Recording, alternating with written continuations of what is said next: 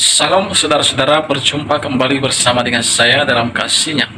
Apa kabar kita semua? Saya berdoa kabar kita selalu baik-baik saja. Amin.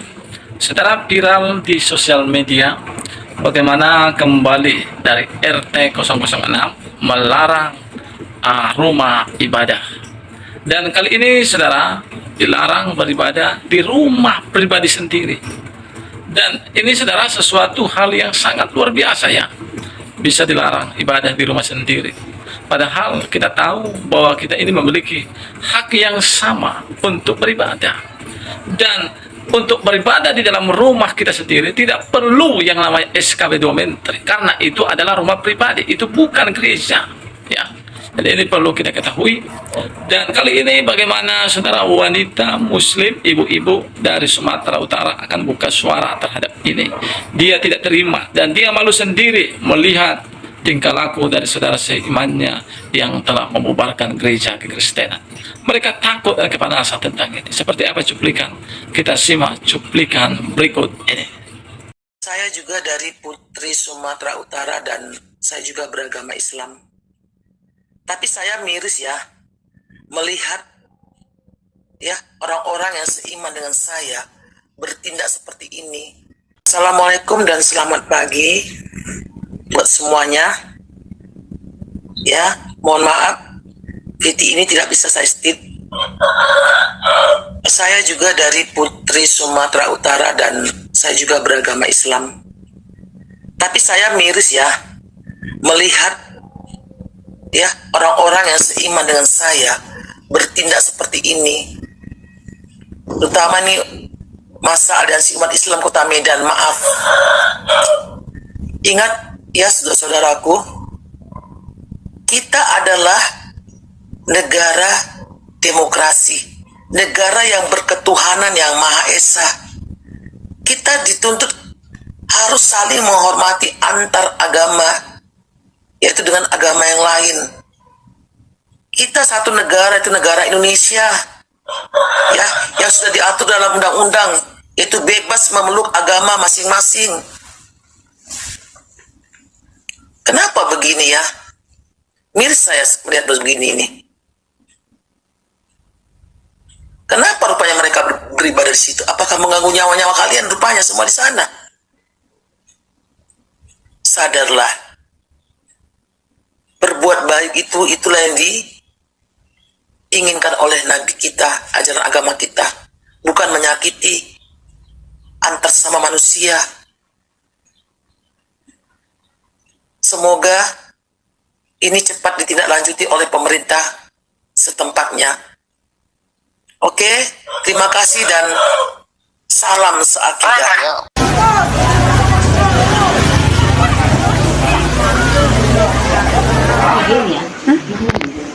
Oke.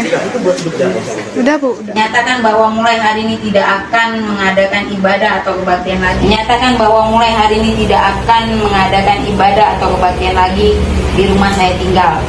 Demikianlah surat pernyataan ini saya buat. Bab 1 pasal 3 berbunyi, rumah ibadat adalah bangunan yang punya ciri-ciri khusus yang dipergunakan untuk ibadah kecuali tempat ibadah keluarga. Rumah ibadat keluarga itu tidak perlu pakai izin. Apa yang dimaksud rumah ibadat keluarga? Yang dimaksud rumah ibadat keluarga kalau di Islam itu namanya musola, kalau di Kristen itu namanya rumah doa. Ya, jadi untuk kita umat Islam kalau kita mau bangun musola di ruko perlu pakai izin nggak? Tidak perlu.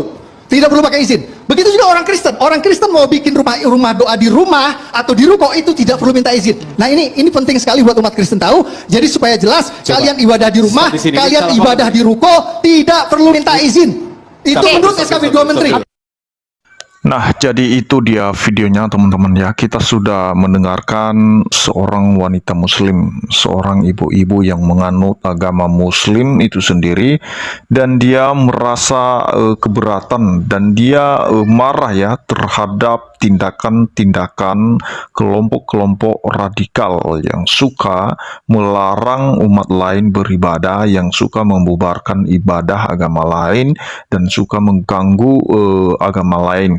Nah, teman-teman, ini yang perlu menjadi perhatian bagi pemerintah Indonesia, khususnya Menteri Agama. Nah, ini dari dulu sampai sekarang masalah tentang intoleransi ini tidak pernah bisa clear, tidak pernah bisa selesai, teman-teman. Kenapa? Karena mereka yang melakukan tindakan-tindakan intoleran ini, teman-teman, itu tidak ada hukum yang menjerat mereka.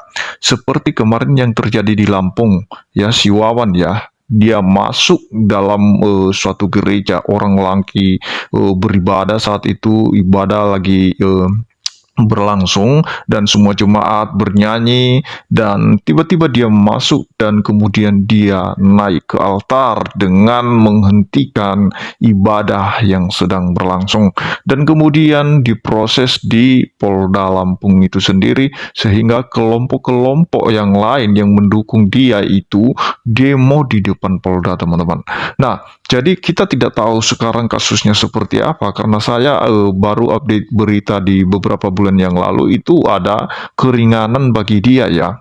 Ada keringanan bagi si Wawan ini yang melakukan pembubaran ibadah, dan tidak diberlakukan lagi kepadanya hukum yang sesuai undang-undang, ya, hukum yang berlaku. Apa konsekuensinya orang yang melakukan ibadah? Saya rasa itu tidak dikenakan kepadanya, karena ya kita tahu bahwa dia udah dianggap tidak melakukan pembubaran ibadah, hanya dia mempertanyakan izin gereja. Nah, teman-teman, ini yang terus-menerus terjadi di negara kita.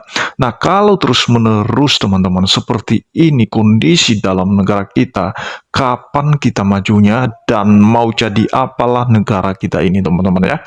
Nah, jadi berkali-kali saya sampaikan kepada teman-teman semua, kita orang Kristen itu tidak pernah ada pengaruhnya ketika ibadah kita diganggu, ketika ibadah kita dilarang, itu tidak pengaruh. Bukan berarti kita meninggalkan iman kita ketika kita dikucilkan, kita dilarang untuk beribadah, kita dipersulit untuk mendirikan rumah ibadah. Itu tidak pengaruh dalam iman kita. Kita tetap menjadi pengikut Yesus yang setia.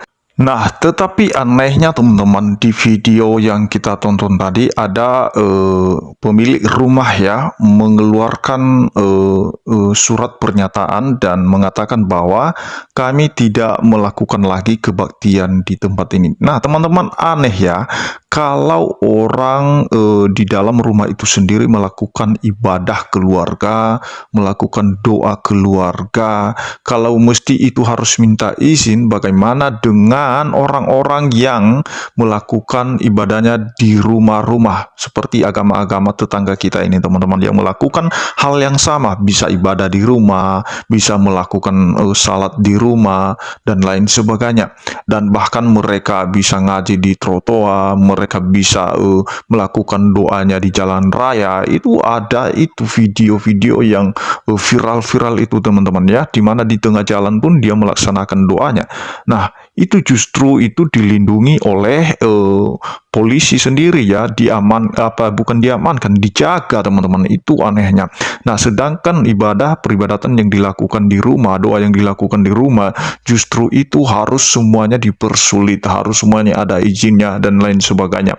Nah, saya kurang tahu kenapa, apa alasannya pemilik rumah bisa mengeluarkan pernyataan tersebut atau berjanji untuk tidak melakukan lagi ibadah di situ atau tidak melakukan lagi kebaktian di situ. Tentu saja pasti ada tekanan-tekanan eksternal, teman-teman, ya, dari luar, tentu saja, karena kita tahu mungkin saja rumah itu atau pemilik rumah itu tinggal di tengah-tengah yang mayoritas itu non-Kristen, sehingga mungkin polisinya itu memberikan saran saja kepada pemilik rumah supaya jangan terjadi kegaduhan, jangan terjadi keributan. Namun demikian, harusnya bagaimanapun ceritanya, ya, pihak penegak hukum pun harus tunduk kepada undang-undang dasar, harus tunduk kepada hukum yang berlaku juga, karena beribadah itu hak kebebasan setiap warga Indonesia untuk memeluk agamanya masing-masing. Nah, saudara-saudara, itulah dia cuplikan. Baru saja kita menonton tadi cuplikan. Kalau kita berpikir-pikir, saudara, apalah gunanya mereka membubarkan ibadah? Apalah gunanya mereka melarang umat Kristen beribadah di rumah mereka sendiri? Ya, Saudara, Gus Dur pernah mengatakan semakin kalian melarang umat Kristen beribadah, maka mereka akan semakin banyak di mana-mana untuk beribadah.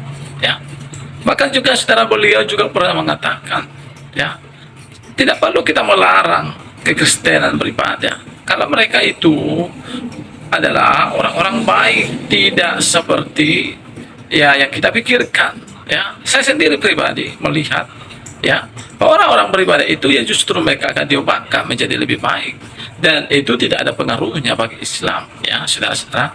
Jadi kiranya pemerintah kita ini semakin bijak untuk dapat menangani masalah tersebut, supaya tidak ada lagi ya pelarangan rumah ibadah, supaya diterapkanlah keadilan bagi seluruh masyarakat Indonesia, supaya ada keadilan di antara minoritas seperti kekristenan. Ya, saudara, Indonesia ini bukan masalah mayoritas dan minoritas, tapi yang perlu kita ketahui, kita ini tetap NKRI, Negara Kesatuan Republik Indonesia, dan kami sebagai orang Kristen lahir di Indonesia, mati di Indonesia ini juga.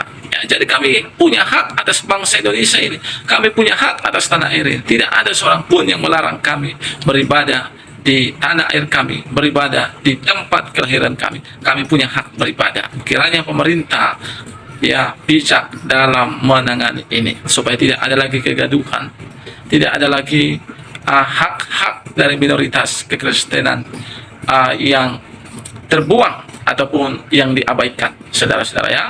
Saudara, apa menjadi komentar saudara terhadap video ini? Silakan isi di kolom komentar. Ya, saya percaya saudara pasti tahulah membedakan mana yang baik. Tuhan memberkati kita. Shalom.